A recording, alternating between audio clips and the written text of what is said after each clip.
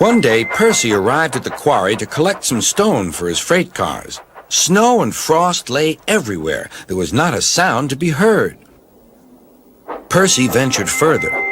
He found Mavis, the new diesel engine, resting in the shelter of some rocks. "Cheer up, Mavis," he whistled.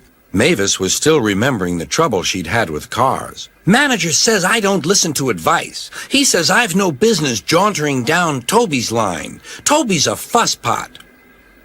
"Toby has forgotten more about freight cars than you will ever know," replied Percy. "You must put the cars where he wants them. Then you'll be a really useful engine.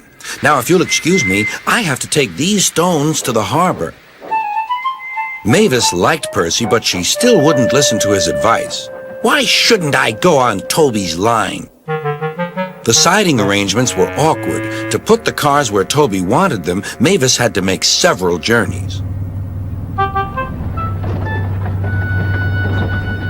She started making a plan.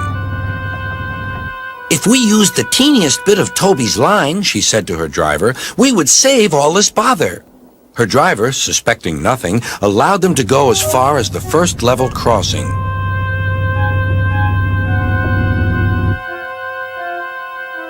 A few days later, the weather changed.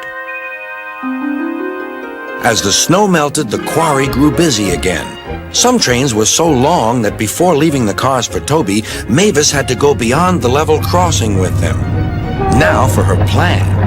She would go further down the line without it seeming her fault. "Can you keep a secret?" she asked the freight cars.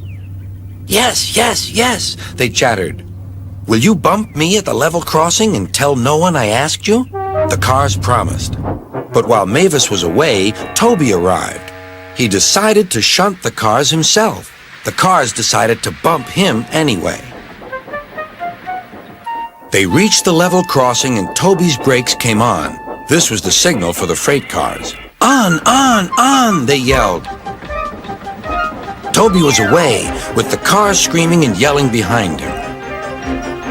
No one realized that melted snow had turned a stream ahead into a torrent, and the bridge above it was about to collapse.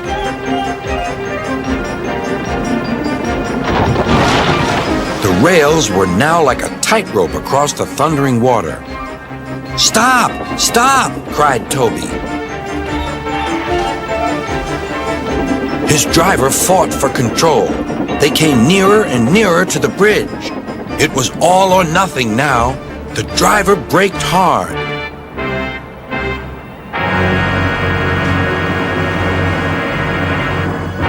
Toby stopped, still on the rails, but with his wheels treading the tightrope over the abyss. Mavis was horrified and quickly came to the rescue.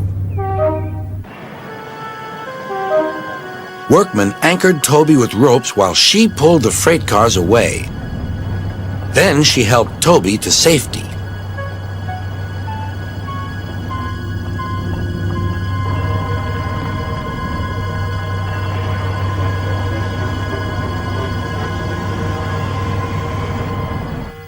"I'm sorry about the cars," said Mavis. "I can't think how you managed to stop them in time." "Oh, well," said Toby, "my driver told me about circus people who walk tightropes, but I just didn't fancy doing it myself." Later, Sir Topham Hatt arrived. "A very smart piece of work," he said. "Mavis, you did well too, I hear." "It was my fault about those cars, sir," she faltered. "But if I could..." "Could what?" "Come down the line sometimes, sir. Toby says he'll show me what to do." "Certainly," replied Sir Topham Hatt, "if your manager agrees." And so it was arranged. Now Mavis is as happy as can be, and Sir Topham Hatt thinks she's really useful indeed.